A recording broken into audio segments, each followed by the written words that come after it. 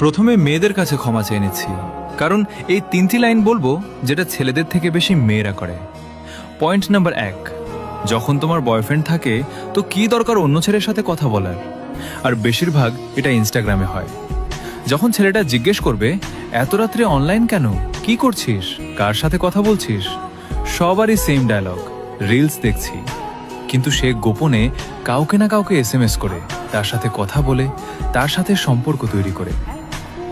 Point number 2, নিজের পুরুষের সামনে অন্য পুরুষের প্রশংসা করা কেন করো? পয়েন্ট নাম্বার 3, লেট রিপ্লাই দেওয়া, ইগনোর করা।